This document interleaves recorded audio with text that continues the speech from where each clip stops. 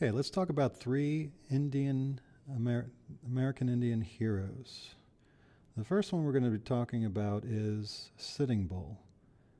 Then we'll talk about Chief Joseph and then Geronimo. And they all have very different approaches to how to solve the problem for their people.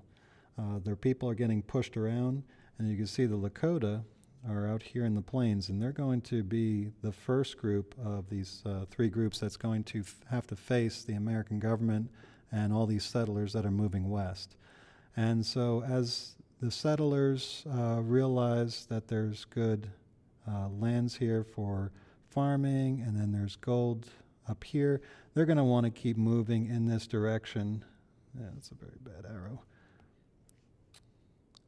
But they're going to want to keep moving in this direction here and keep taking more and more of Lakota lands.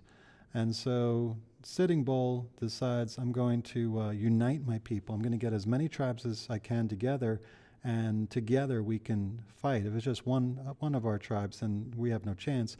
But maybe if all of us stick together, then we can fight the U.S. government. And so they do that and get a big victory over federal troops, but all that does is make Americans mad.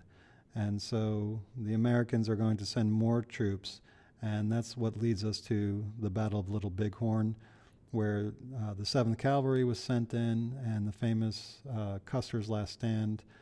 Custer went in with a very, very poor battle plan, and got cut off because he wanted the glory of taking and destroying the Indian force there. And so when he attacked, he got cut off and was surrounded by all these Indians, and the Indians killed all of his men, including Custer himself. And so this, again, made everybody very, very upset about this defeat by U.S. troops. So they sent more troops, and they finally defeated Sitting Bull and sent him onto a reservation. And so his dream died. He chose to fight and unite his people, and it didn't work out. There's just too many Americans to take on.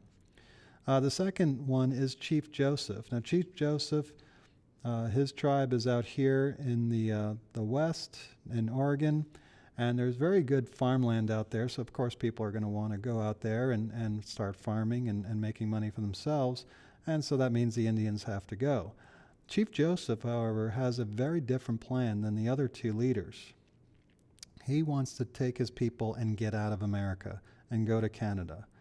And for some reason, and maybe the story of Geronimo can help explain this, they wouldn't let him leave. They said, no, you got to go to a reservation. And so when they tried to get away, the federal government, the U.S. troops caught up to them, fought a battle with them, captured them, and then sent them onto a reservation for 10 years before people are like, yeah, this is wrong, and they got sent back to Idaho. And now that brings us to Geronimo. Geronimo, his people, the Apache, were sent to terrible desert area, and they were like, yeah, there's no way we can survive down here. And so they flee to Mexico, kind of like what Chief Joseph was thinking.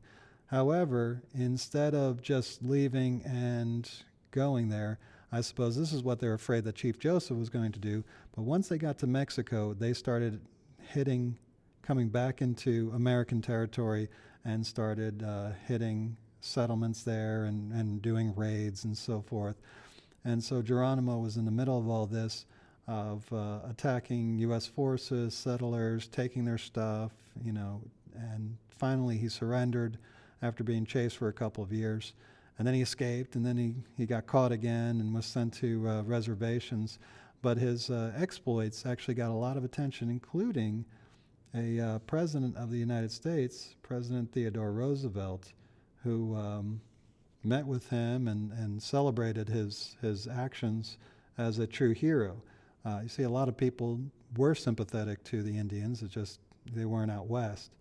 And so they liked the idea of the Indians fighting for their land, fighting for what they believed in, and respected what people like Geronimo tried to do. And so, and now his name is synonymous with bravery. I mean, if you're going to go YOLO somewhere, a lot of people are going to say Geronimo, and then just go crazy and do their thing. So Geronimo is synonymous with bravery in our culture.